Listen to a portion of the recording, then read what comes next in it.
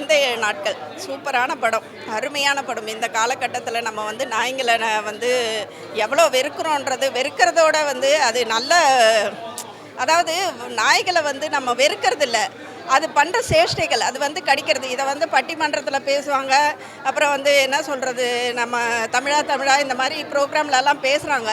பேசும்போது அது நல்லா தான் இருக்கும்.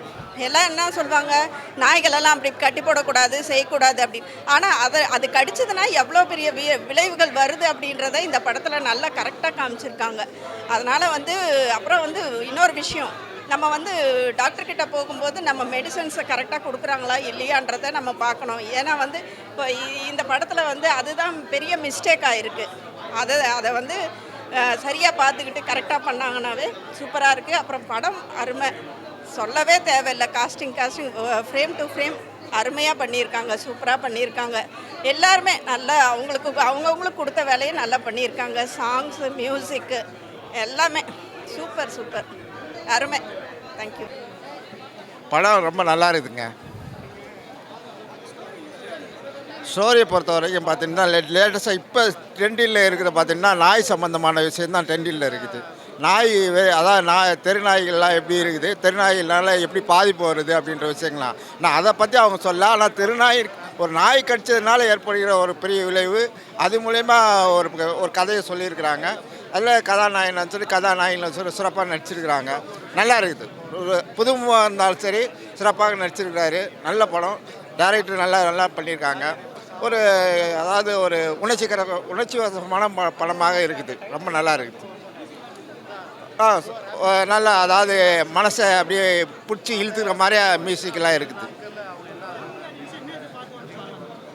தாராளமாக குடும்பத்தில் இருக்கிற அத்தனை பேரும் எந்த விதமான டிஸ்டர்பும் இல்லாமல், எந்த விதமான அதாவது இது இல்லாமல் பார்க்குறதுக்கான நல்ல படமாக இருக்கிறதுன்றதான் இது.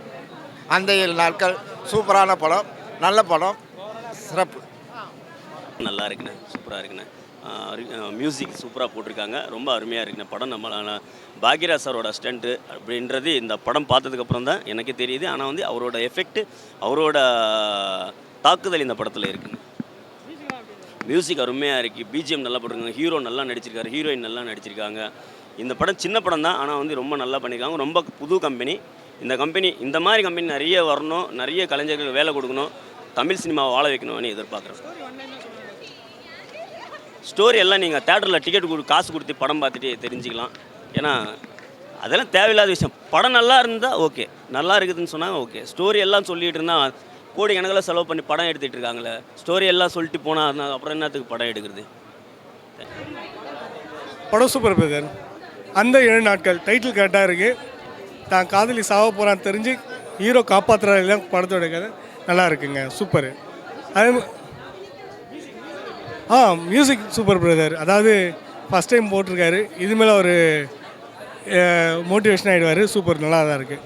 அதாவது என்ன டோன் கொடுக்கணுமோ அது கொடுத்துருக்காரு. கதை என்னன்னு கேட்குறீங்களா? ஆக்சுவலி என்னென்னா, தான் காதலி சாவ போகிறா, அந்த காதலியை காப்பாற்றுறாரா இல்லையா தான் இதோடைய கதை.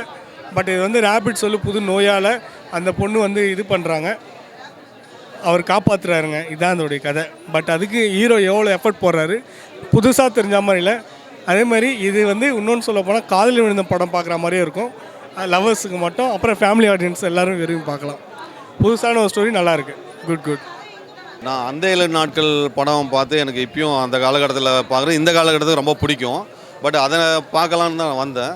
பட் இது ஒரு லவ் சப்ஜெக்ட் இப்படி ஒரு வித்தியாசமாக இருக்குன்னு நான் எதிர்பார்க்கல. பட் ஸ்டார்டிங்கில் ஒரு லவ் ஏதோ போயிட்டுருக்கு, நிறைய படங்கள் நான் பார்த்த மாதிரி தான் இருந்தது. அதுக்கப்புறம் பார்த்திங்கன்னா படம் போக ரொம்ப விறுவிறுப்பாக இருந்தது. அந்த சூரியகிரகணம், சந்திரகிரகணம் இப்படிலாம் ஒன்று இருக்குன்னு இதில் காமிச்சிருந்தாங்க. அது ரொம்ப அருமையாக இருந்தது. பட் இப்போ காலகட்டத்தில் பார்த்திங்கன்னா அந்த டாக் பிரச்சனை ரொம்ப இருக்குது. நிறையா சேனல் எடுத்தால் குழந்தைய தூக்கிட்டு போகிறது அப்படி இப்படின்னு நிறைய பார்க்கும்போது ரொம்ப கஷ்டமாக இருக்கும்.